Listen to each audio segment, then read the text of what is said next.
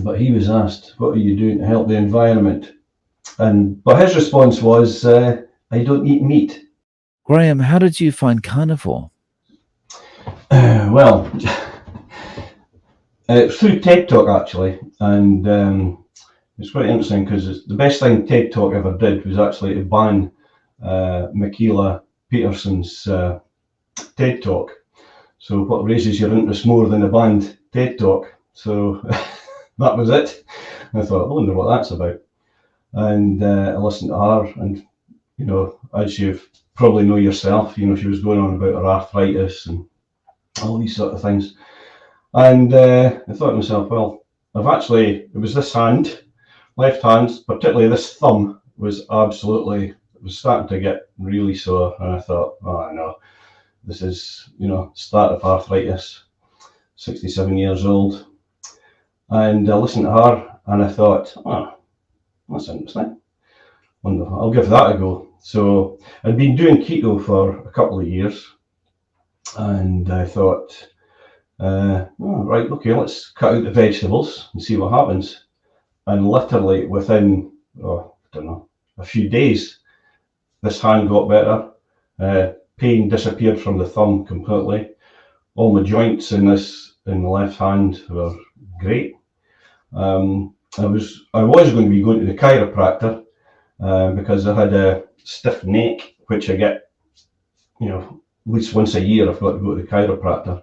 When I'm driving, I can't, you know, you can turn your head about there, and I had to move my whole body to get around. But now, after, like I say, a few days, my neck had completely cured, so I didn't have to go to the chiropractor. So they say, you know, it's expensive to become carnivore, but not at all. It saved me 30 quid. And also my back as well, lower back. That was sore for a while, so I was going to see about that as well, and that all disappeared. But in saying that, after New Year, my wife made some soup, leek and tomato soup, and we're just sitting down. She said, "Oh, you want some soup?" Okay, then I'll have some soup. And the next day, oh my God, it was terrible. I had a sore back, and depression had returned. I didn't actually realise it until I'd gone onto the carnivore, how sort of depressed I was. And for that whole day, I just didn't feel right at all. It was quite amazing. So what I have found is a lot of your other interviewees have said that their depression's cleared, their memory's better. My memory was terrible. I worked with the company British Telecom for 40 years, and if I was on a phone call to someone, I could hang up. I'd talk to somebody else and I'd forget what the conversation on the phone was about. I had to write everything down in a diary as we were going through the conversation, and it was like that just about all my working days. But now I'm actually learning 2 languages. I'm doing German and Italian.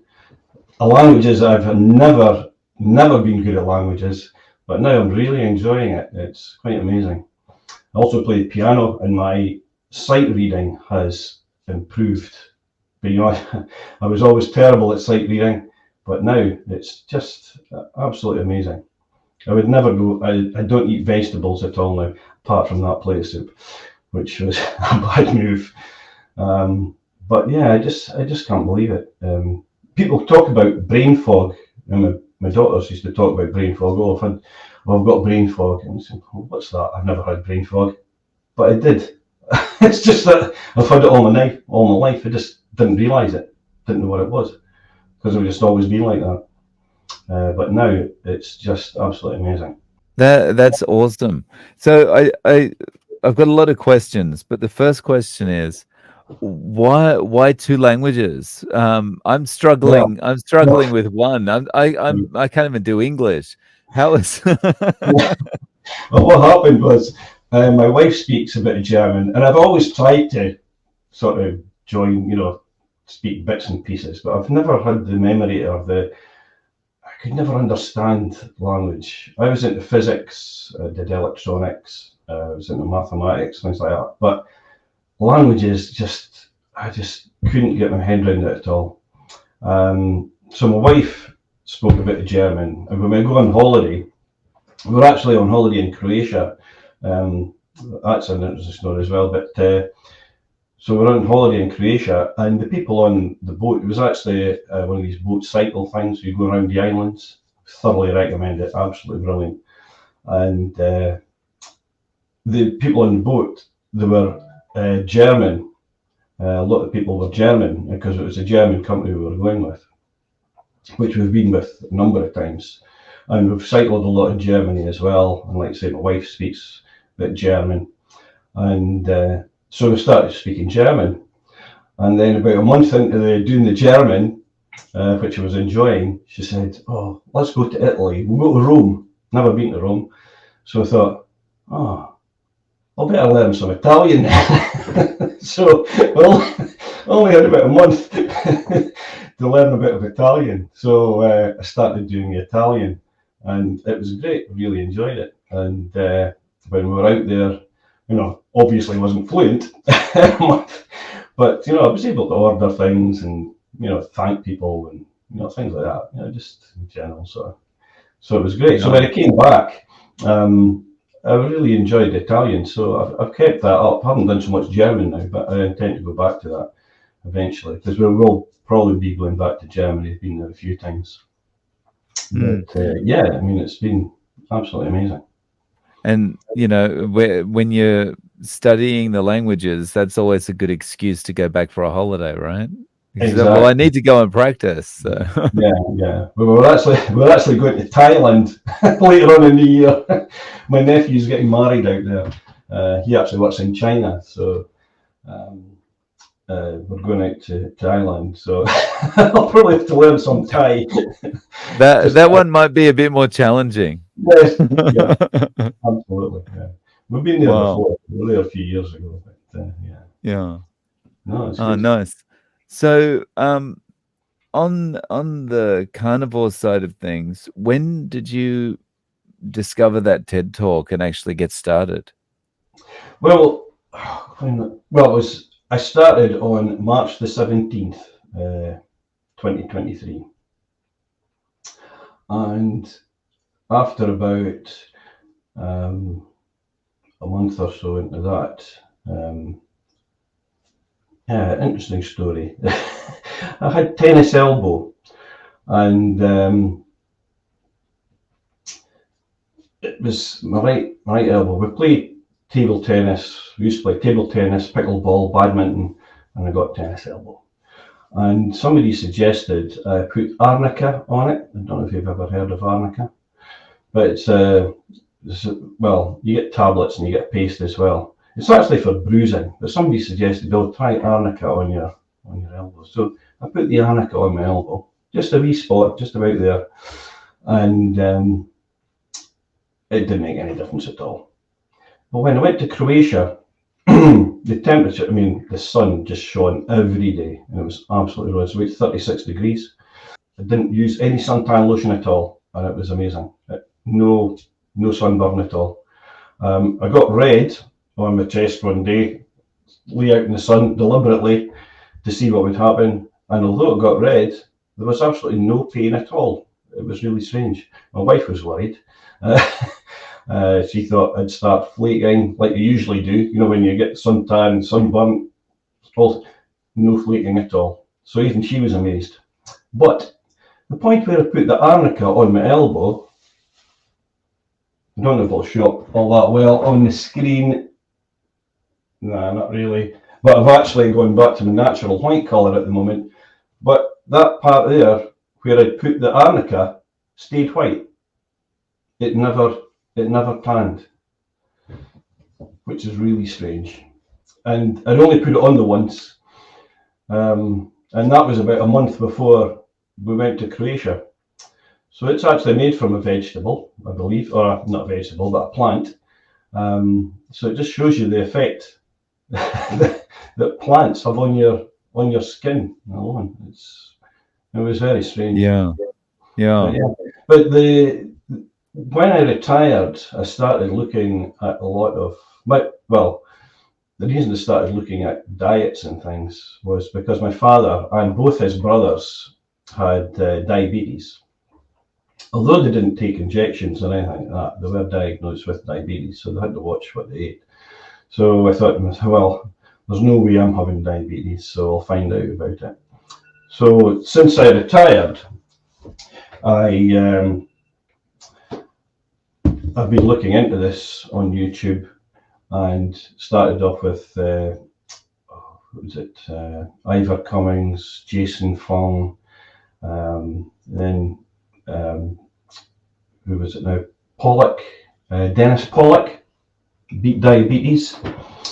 So I learned a lot through that. So I cut out all the carbs. So I went to keto, and just sort of moved on from there. So we're doing the keto for, like I say, 2 years, and I lost about 12 kilos during that time, and I could never get below, I think it was 83 or something, 83 kilos. I could just never get below that for some reason, despite going to the gym. And then, of course, COVID came along, couldn't do any of that. But I think it actually started keto before the COVID, yeah. And so, yeah, that was about 80 odd kilos. And then when I watched that video, went on the carnivore diet, and I just lost 2-3 kilos virtually overnight. It was just amazing, you know. And I just sort of bounced around there. It has gone up slightly after Christmas and New Year. Did cheat a bit there, as I'm sure we all did. But yeah, it's been good. And I wasn't a heavy drinker, but I'd have, 3 or 4 pints at the weekend, Saturday night or a Friday night. But we're out at a dance before Christmas there. I brought 3 cans of Guinness along, 4 cans of Guinness rather, and I drank one, and I just couldn't drink the rest. Just didn't want them at all. So how did you feel after having the drink? Yeah, I didn't feel great. Like, my wife and I are quite into the dancing. We do Scottish company dancing. We've got Kayleys and ballroom dancing, and it's quite amazing as well because I was up all night dancing. The energy levels are just amazing. Whereas before, you have to sit down. I don't know if you've ever done a Kayley, Dave, but it can be quite strenuous. So I'd have to sit down, but have another sip of a pint or something. But I just went on all night. It's really great, absolutely amazing. That's awesome. Yeah. And so, is your wife joining you in this? No, unfortunately. Well, she does eat meat, and if I'm having a steak, she'll have a steak. But she insists on having, carrots and sweet potatoes and boiled potatoes or whatever. She insists on all that. So she has that. I come through, do my steak, 2 minutes, and she's been there for about an hour peeling and roasting and killing all that. Are you eating just once a day, or are you eating 2 times? I generally just eat once a day. I'm actually, I don't have breakfast. I haven't had breakfast for quite a number of years. But my wife still insists on having breakfast, and she has a bran flake, so just look like Carb to me, but she seems to enjoy it. But no, I haven't had breakfast for quite a number of years now. And lunchtime, if I am home at lunchtime, I'll have boiled egg. We used to always have boiled egg on toast, so I just miss out the toast now and just have a boiled egg. Sometimes I'll have it mix it up with sardines or mackerel. But on a Monday, Wednesday, Friday, go got what we call the men's shed. You'll have heard of men's shed, being from Australia. Have you heard of men's shed? No. No, never. No, you'll have to look it up. Started in Australia a number of years ago, but now it's worldwide. So I'm the treasurer of our local men's shed. And so I'm so busy there, you almost forget about eating, so I never have lunch on these days. I'll just eat in the evening. So that's all I eat. But the men's shed is a great organisation, and that's all about men's health, mental health, and physical health. So I'm quite involved in that. A lot of the guys have problems with diabetes, overweight. Some of them have various cancers and things. So I try to convince them that they should go into a carnivore diet. We've actually got one guy that joined recently. He's only been a couple of times, but he's into a carnivore diet as well. So I had a great conversation with him. So it was good. And I speak about it all the time, which really so I get leg pull in there a bit. So it's hard to stop speaking about it, right? Yeah. It's like you just want to tell everyone, hey, stop eating that thing. That's not doing you any good. You got to. Yeah. Oh, my wife is quite funny. So people say, "Oh, you're not having any." If we're out for a meal with friends, especially at this, early on when it started, you're not having any vegetables. You're not having this. You're not having that. I said, no, I just have that. And then I'll start to explain why, and then my wife will go, "Oh no, come on, talk about something else." So I try not to talk much, but it is difficult. She's heard the story so many times. Oh yeah. So what's the kind of the health situation where you are in Scotland? Like, is there a lot of obesity at the moment? Yeah, absolutely. Yeah, I would say, like in the men's shed, I guarantee that everyone is overweight. Saying, I mean, a lot of the guys, our average age, I think at the moment is about 67. Our oldest members are 90, in their 90s. But we get younger guys as well. We've had guys from university, 21, but even they're overweight, So I've got two guys at the moment who are, trying to do something about their weight. So I'm working with them at the moment. So we actually bought blood glucose monitors, for testing their blood for, high sugar, to see if we can, get their A1C down, for the diabetic, stop them becoming diabetic. And I think one of them already is diabetic, or at least pre-diabetic, which in my eyes is the same thing. I don't see any difference. So I try to help them that way. That's great that it's such a supportive environment. Oh, it's fantastic. Yeah, I mean, we have a lot of we have computers. We've got CNC machines. We've got laser cutters and gravers. We've got 12 lathes in the in our building that we've got. We've got bandsaws, chop saws, you name it. So there's loads of guys. We've got last year we had 72 members, and we get about 20 or 30 coming along on the Monday, Wednesday, Friday. But yeah, it's really good. And we have guys with mental health as well, mental health problems. Ex-army guys, all walks of life, But yeah, I mean, you don't have to have anything wrong with you.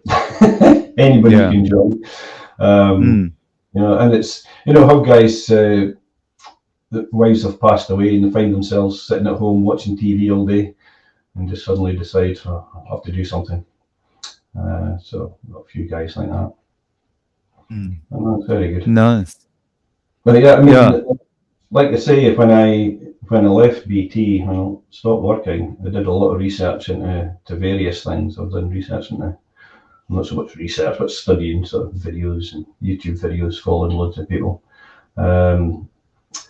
Like I said, chasing fun was probably my first sort of down that route, and explaining diabetes and the cause of it, and people being overweight, and how long you can live without actually eating. The actual world record for not eating is 382 days, apparently. And another interesting fact, the guy that broke that record was a Angus, I can't remember, but he actually lived in Tayport, which is 7 miles away from us.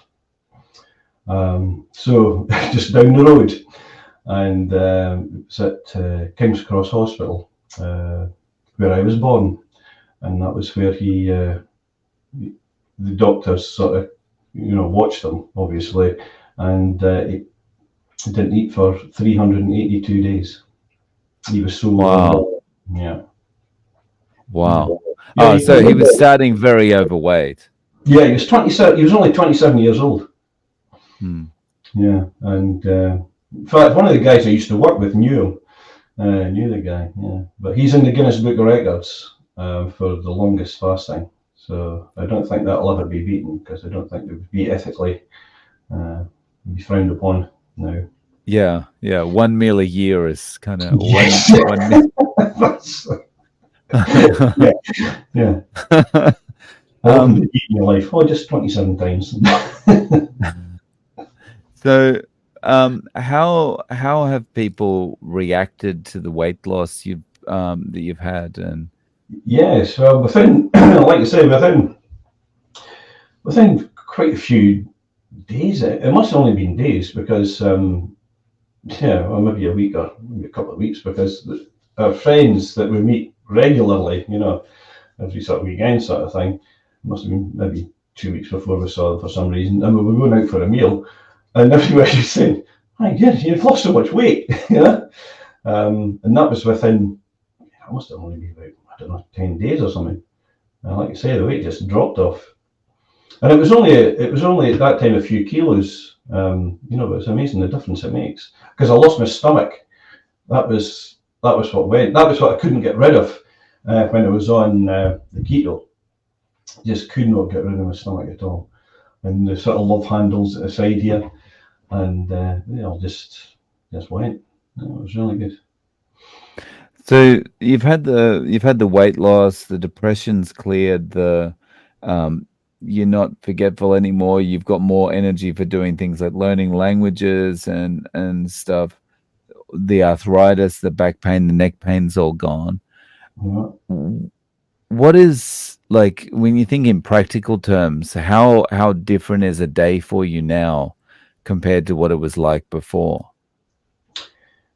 I feel more when you get up in the morning, feel like you want to get out of bed and get along to the main shed or play table tennis. Just feel more energized. Yeah. I want to get out there and do things, rather than just sit about. But yeah, I mean, that was the biggest thing, was just my memory and everything, just so much better.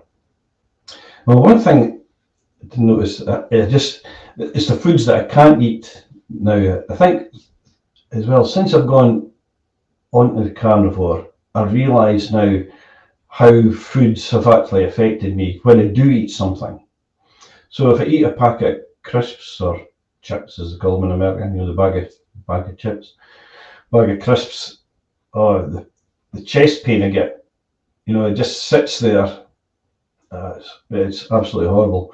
And again, one night my wife said, "Oh, do you want a packet of crisps? That's quite addictive." And I said, "Oh yeah, okay." So she brought them through, and I picked the bag up, and then it just sort of hit me. You don't want, and I just said, "No, I'm not bothered." So I'm able to do that now. I can stop myself and just say, "No, not having them." So that's quite good. Yeah. And like, how long did it take you to get to that point where you could kind of say no to stuff and not feel like there was an emotional drag to eat or drink Yeah, the it probably took me. Uh, I don't know. It's sort of been a bit of up and down, I would say. So it didn't take me at the start. For the first few months, it was fine, and then suddenly you sort of think, "Oh, yeah, I'll have a bag of crisps or something," and then as soon as you ate them, you regretted it. And it was just like, and then now I just wouldn't touch a bag of crisps at all. I would just never touch it. So, like I say, so I think it's about 300 days now that I've actually been doing this. So now I just can't eat. yeah, you're coming up on 1 year. That's right. Yeah. It's not long. March the 17th. Nice. So yeah, but it's been a journey. Yeah. Yeah. So, do you see yourself just following this way of eating forever now? Oh yeah, absolutely. Yeah. I mean, and like people, a lot of your guests have said, it's so quick and easy to do. You don't have to really think about what you're having. You just come in, open the fridge. Oh, eggs. There we go. That'll do. I've got a steak for my tea tonight. I'll probably have an egg or something at lunchtime. When my wife and I probably have that at lunchtime, but that's about it really. The things that worry me though is the way governments and now are trying to almost ban meat. I just feel. I believe Edinburgh City Council are now not having any meat in their schools, and I just don't get it at all. It's unbelievable. I was listening to the news. I think it was just back in December, start of December, and I had Labour Party leader Keir Starmer. Don't know if you know him, but he was asked, "What are you doing to help the environment?" Right. So, well, I've got solar panels. I've got an electric car. I've got 2 electric cars. I've got a Tesla battery. So I'm doing my bit. I feel. But his response was, "I don't eat meat," which is not going to help the environment at all. Absolutely not. It's absolutely crazy. So it just shows you the path they're going down and the mentality of our politicians, our political.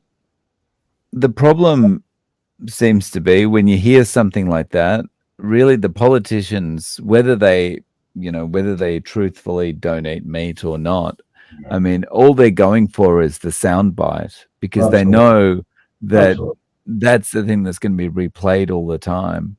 And so, they need to get their voters, and they think their voters are in the demographic that, is anti-meat, anti this, anti that. So yeah, absolutely. Yeah. And I believe even in where was it now? Was it Denmark? They're actually paying their cattle farmers to stop farming, and they're preventing them from actually going to other parts of Europe and starting up farms there. So they're getting compensation, but they're not allowed to go anywhere else. And so it's like, give you the money, but you've got to sign this to say you won't won't do this again. Exactly, yeah. And this is all their farms, the cattle farms, and then they're importing cattle from Argentina. What? I don't understand the logic in it at all. It's beyond. I was talking. I can't remember when I was talking to someone about this, but I was talking to someone about this recently. It makes no sense. It makes absolutely no sense, and it's not helping the environment at all. No. You've really got to wonder. You've really got to wonder about the mentality of the people that are making these decisions. And I mean, I worked for, like I said, I worked for BT for 40 years. And I used to think when they started, the people at the top, they must be really clever. And no, they're not. In fact, some of them are quite the opposite. You think, oh, how did you ever get into that position? Yeah, that's. I mean, it's the same in politics as in big business, Yeah. Oh, like yeah, BT absolutely. or like banks or Absolutely. something. The people that get to the top are the people that are good politically. That's all it is. Yeah. They've got no skills other than schmoozing and stuff. Yeah, absolutely. Yeah. Mm. Yeah. I mean, even some of the scientists, you think, how did we get ourselves into this position?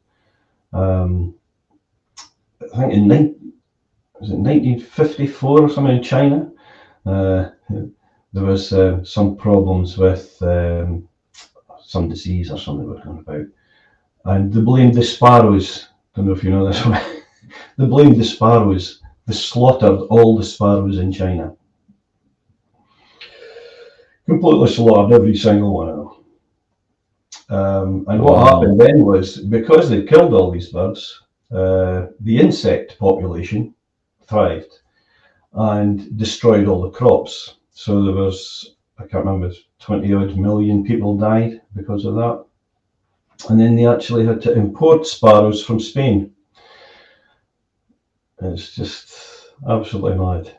Absolutely mad. Yeah. And this is, I don't know. It was interesting. I was watching one of your videos just last night, actually. I think it was Margaret, her name was. Yeah. And she mentioned the Dust Bowl in America all these years ago. And a similar sort of, it's called desertification, I believe. And there's a guy called Alan Savory.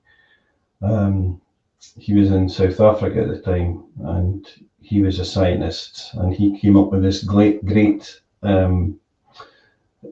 that the desertification in Africa was caused by elephants, destroying the grasslands. And as a result of this, he wrote a paper, was peer-reviewed, and the paper suggested killing 40,000 elephants, and that would cure the problem. So they killed the 40,000 elephants, and what happened? It got worse. And then he realised, it's actually the lack of elephants that's causing the desertification. Quite the opposite of what you thought. Yeah. So at least now he knows, thanks to the death of 40,000 elephants. If you go into TED Talk, you can Google it. If you look up Alan Savory, Savery, and just look up kills 40,000 elephants, and he does a TED Talk on it, and he admits himself he was wrong. So he's actually changed his attitude now altogether towards that, and now introducing animals, because as we know, yourself, it's the cows that keep the grass growing and pooping everywhere, and that's what's given us the soil and the nutrients back into the ground. And of course that's what the elephants were doing. Yeah. And I believe it's the same, the Dust Bowl in America, exactly the same thing. They destroy, they kill all the animals, they chop down all the trees, and all you've got is dust. And as far as the food, our food industry is concerned as well. I mean, as you know, it all started with Ansel Keys and what he advocated. I think it was Sally Norton that said, man is the only animal that's intelligent enough to make its own food and stupid enough to eat it. Right. So I've often thought about this as well, like how the ultra processed foods are so bad for us. It's because basically the people that are making it in a way that programmers would do things. So that, the way you've got to communicate with the computer is completely literal. You want, I don't know, you want a pixel to be in this position on the screen. You've got to say exactly where you want the pixel to be. Yeah. And you know, these people that are making ultra processed foods, what they're doing is they're saying, okay, well, the human body needs this much vitamin C and this much vitamin whatever in a day, so let's fortify our foods with those vitamins. And you know, that means our food's going to sell well because we've got all the vitamins that people need for the day in that food. But what they don't understand is like they're treating it the same way a programmer would treat interacting with a computer. And your body doesn't work that way. Your body isn't literal like that. Your body synthesizes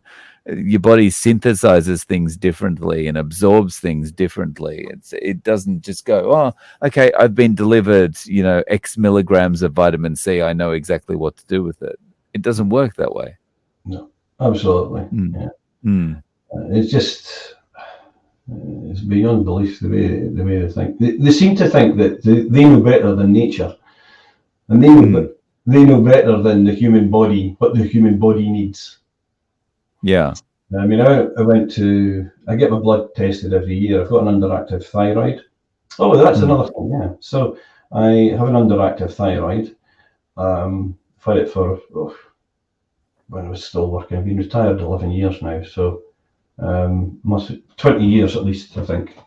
I started taking thyroxine, and before I started, well, what was happening was I got really angry at things, really up, you know, if somebody cut me up in a car, and I was never like that. I was always really quite calm, but and my wife thought I was going senile. She was starting to get really worried. And I went to the doctor, took blood tests and said, yeah, underactive thyroid. So I started taking thyroxine. And when I don't take the thyroxine, believe me, my wife knows. and so do I. I can actually, if I ever forget to take it, if I'm driving along and something happens, or I get really, and I think to myself, oh, God, forgot to take thyroxine this morning. You know, so I've always actually got it in the car or something. I've got it, you know, got it dotted about all over the place. Yeah, so the what happened was, when I started on the carnivore diet, a few months in, like I said, I felt really good, and I thought, I'll stop taking the thyroxine, and I stopped taking it, and I was fine. Really? Yeah, absolutely fine. I thought, my wife will tell me, but see if she notices, and it's been great. That's awesome. I haven't told her, so don't tell her. But hang on. Seriously, you haven't told her? Is she going to watch this? Is she going to watch this video when it goes out? Probably not. That's why I mentioned it. She doesn't watch things like this. So. Okay. Yeah, but I'll probably tell her eventually.